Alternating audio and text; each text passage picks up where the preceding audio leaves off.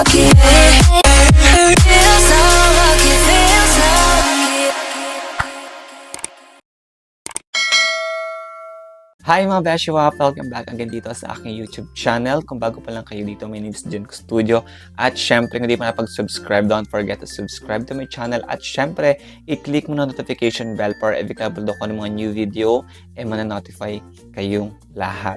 And for today's video mga Beshi ko, quick review lang tayo sa product ng Kiss Beauty, which is ito yung high protection na sunscreen cream. Sobrang trending nito ngayon online mga besh ko. Lalo sa TikTok guys.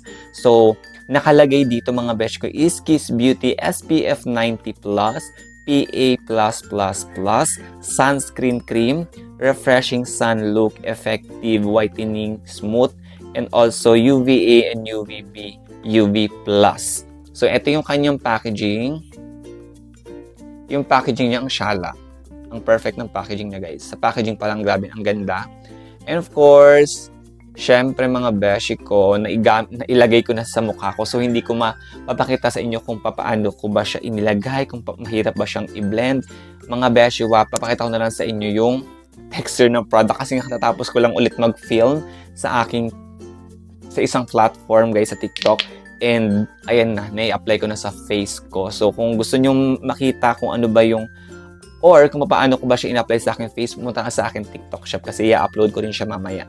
So, eto na yung texture ng product na to guys. Pakita ko sa inyo yung texture niya. Yung texture ng product na to, super thick.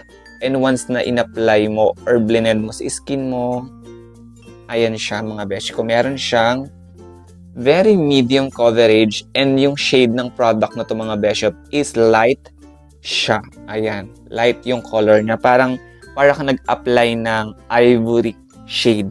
Ganon mga besh ko. Sa mapuputi talaga. So, kung ang balat mo ay hindi ganong kaputi, and make sure na pag-isipan mo muna kung mag-o-order ka ba ng product na to. Kasi nga yung skin ko guys, light na siya, pero medyo maputi pa siya sa akin. So, paano na lang 'di ba kung ang skin mo ay hindi ganon ka-light, medyo morena ang skin mo, tapos gagamit ka nito, best, may iwan yung leeg mo or may iwan yung katawan mo. Parang nakapatong lang yung ulo mo. Ganon katindi siya. So, ayan. And then, yung amoy pala neto, super mild lang nung amoy niya. And amoy kwan siya, amoy rose. Ayan, meron kasing dito na drawing na rose. So, yun yung amoy na nilagay nila. Saktong-sakto lang siya mga beshi ko. Meron tong ingredients na metal paraben. Kung aware kayo, kung alam niyo kung ano ba yung metal paraben, kapag gumagamit tayo ng merong metal paraben na mga cosmetic, pwedeng magkaroon ng skin reaction or skin irritation sa ating balat. And of course, meron din siyang meron siyang side effects sa ating katawan. So, kung hindi kayo aware sa metal paraben guys, please i-search nyo muna kung ano yung metal paraben bago nyo gamitin ito ng pangmatagalan, ha? So, nag-search kasi ako and guys, 2015 ko pa nalaman yan. Meron kasi akong product before na na-try, 2015, and meron siyang metal paraben. But until now, meron pa rin siya sa market. Pero may napanood kasi ako ang vlogger before na nagsabi na huwag gagamit ng merong metal paraben na cosmetic kasi nga hindi siya maganda at hindi maganda yung magiging effect sa atin kapag super tagal natin gagamitin yung product. And then, mga beshi ko, ang ano ko lang sa product na to is wala siyang expiration date and of course, wala siyang manufacture date. So, hindi mo alam kung kailan ba siya ginawa at kung kailan siya mag-e-expire. Sa effect naman yung mga beshi wap, so eto yung effect niya pag naka-apply sa aking skin. Kung mapapansin nyo guys, medyo natakpan niya yung aking redness. Kahit pa paano, natanggal yung red na ano dito, na patche na aking face. Ayan yung aking red spots here. And meron akong red spot dito, hindi din masyadong halata.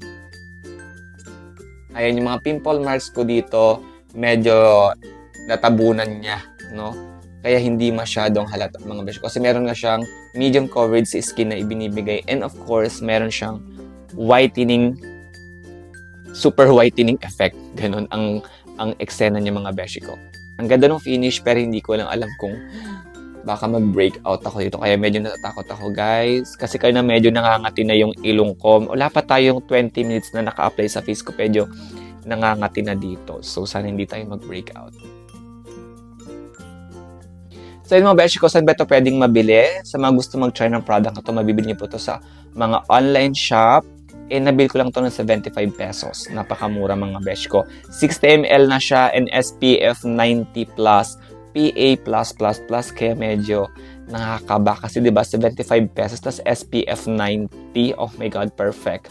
Napakamura nun mga beshi wap sa presyo niyang ganun. Hindi pa nakapag-subscribe sa aking YouTube channel, mag-subscribe na kayo dahil balak ko talaga magpag-giveaway. Hindi na natuloy yung giveaway natin mga besh. Kasi wala naman tayo mga viewers ngayon. Nasaan na kayo?